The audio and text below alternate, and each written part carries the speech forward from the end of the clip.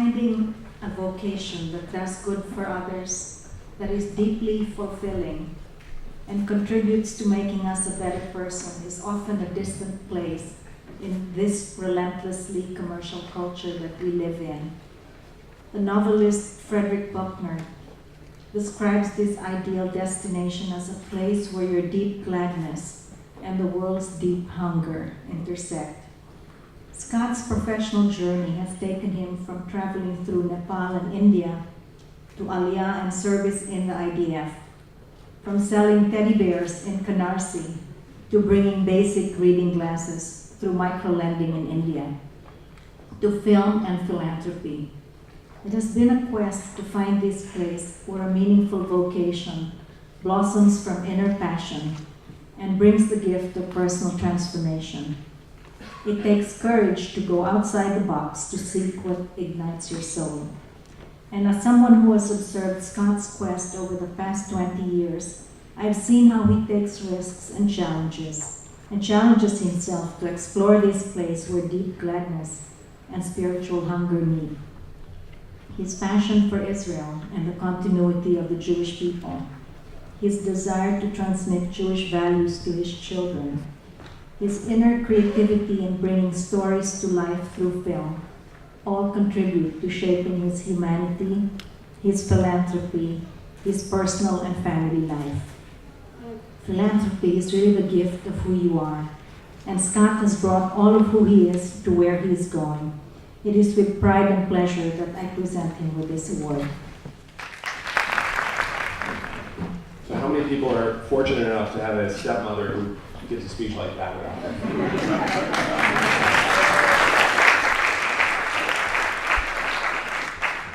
Everyone always asks, "Do you get along?" So there's your answer.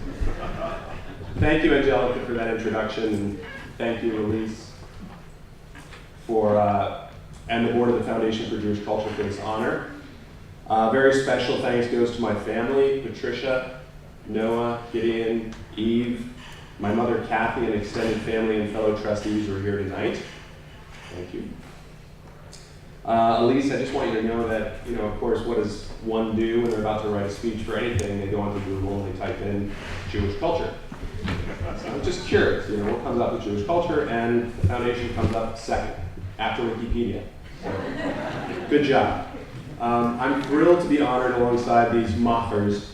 In fact, just a few months ago, I was wondering to myself, how can I impress a semi-retired English literature professor, book group maven, and lecturer mother-in-law?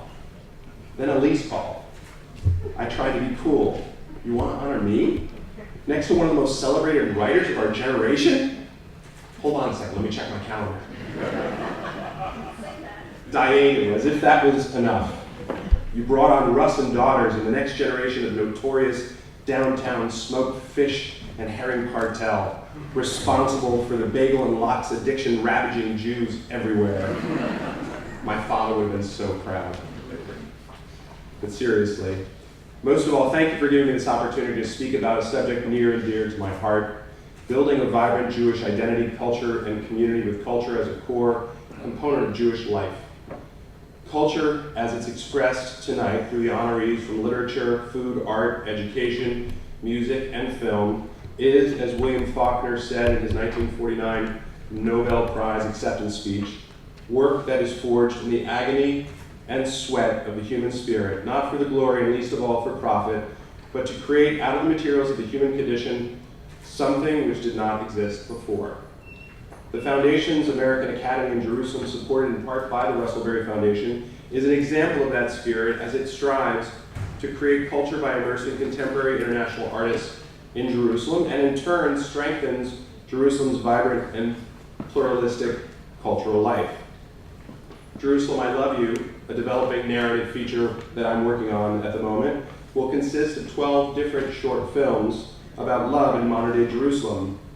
It's a project where audiences will experience the city from a perspective never seen before on screen, perhaps for a moment seeing things a bit differently and challenging the status quo.